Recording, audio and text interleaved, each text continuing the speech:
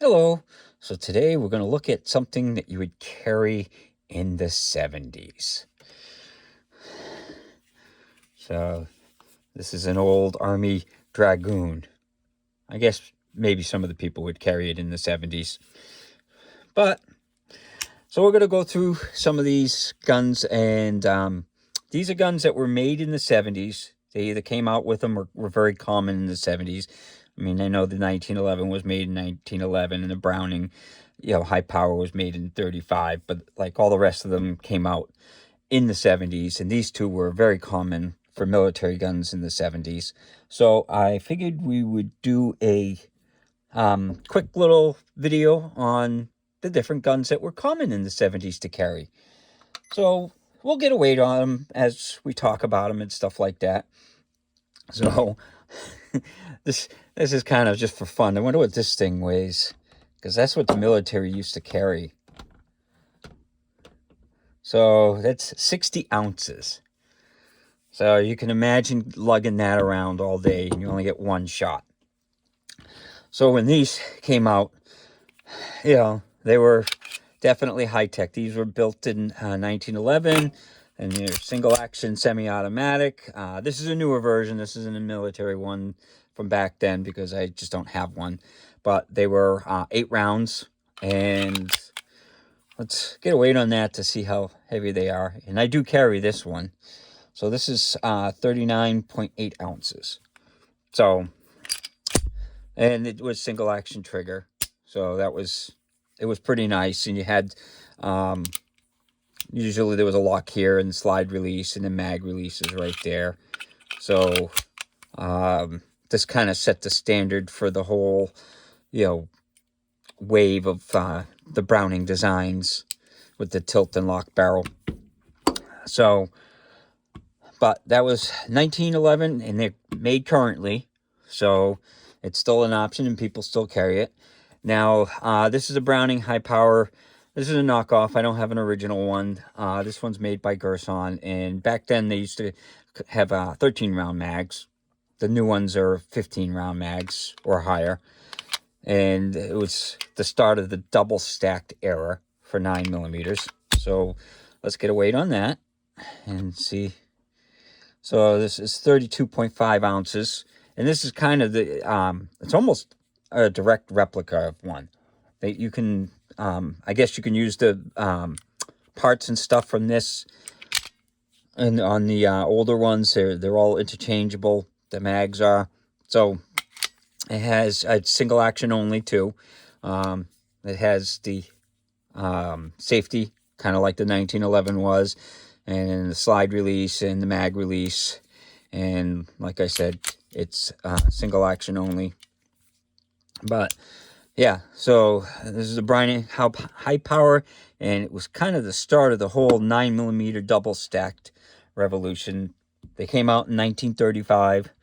So the next one we'll look at this is a Colt Trooper, and they came out in 1953, and they had various calibers. This is a 357, but they had 38s, and oh yeah, the high power is a 9mm. The 1911, this one's in 45. Those were the common ones back then. So this is a 357, and you get 6 shots. Let's get a weight on that.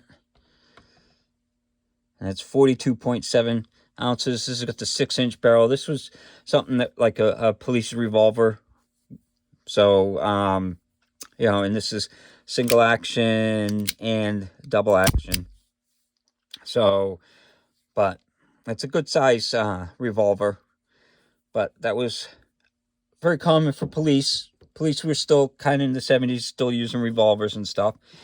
And then, of course, you have the little Jennings, which just came out in 1970. I didn't realize that they were around for that long.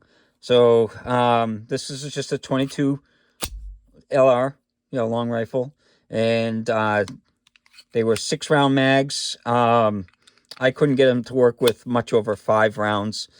This one still works, which is a miracle considering they weren't very good. They weren't very dependable, and it was kind of a striker fired thing, so it would lock the firing pin back here, and then you just pull the trigger. It was, you know, a single action only.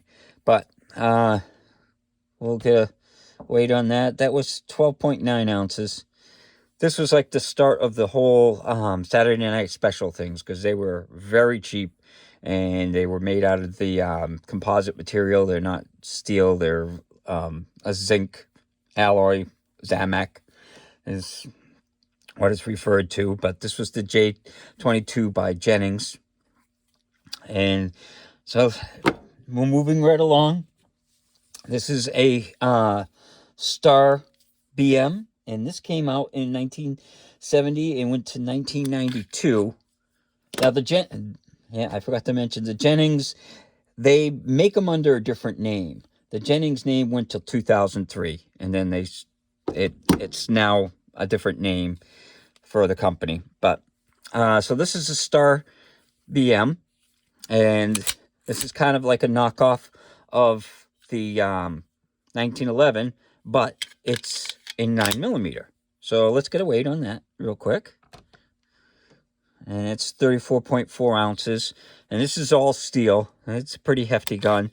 And it was an 8-round magazine, but 9mm instead of 45.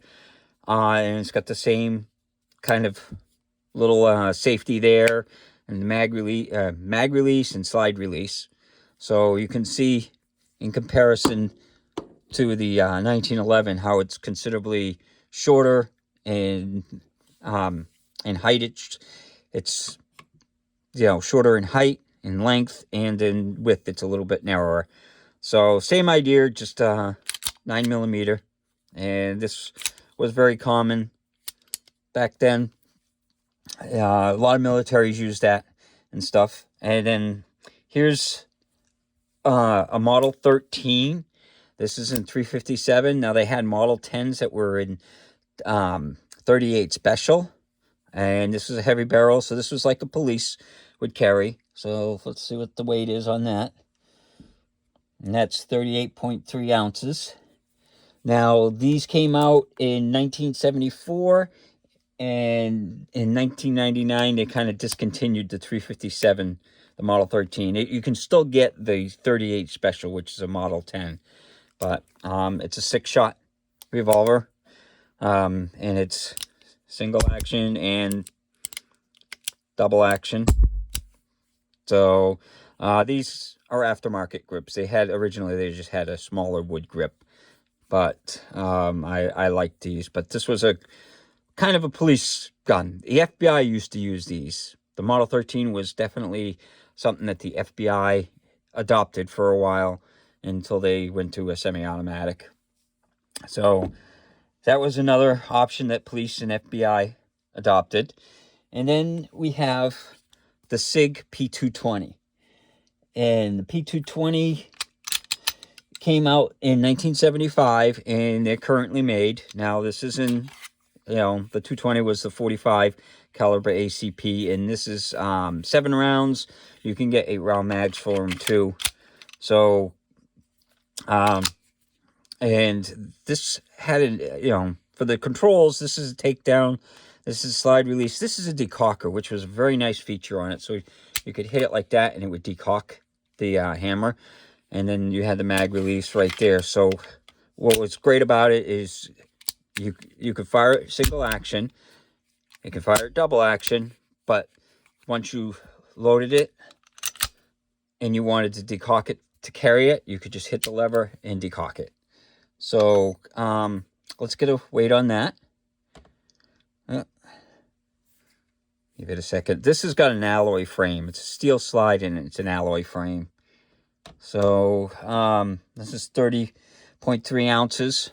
So I mean, these are all hefty. Back then the guns were pretty heavy to carry around. So yeah, this was the P220. It was a great semi-automatic gun, and it still is. And then the last on our list, because this is the newest, is the Beretta 92. This is a little bit newer. This is an M9, but it basically looks the same as this. And they came out in 1976, and this is kind of one of the start of the, well, the Browning was the start, but these were very common for the Wonder 9s. There's a 15-round capacity. You can get them 17 rounds now. And so this is the mag release. This is the slide release right here. And then that's the takedown. And then this is the safety and decocker.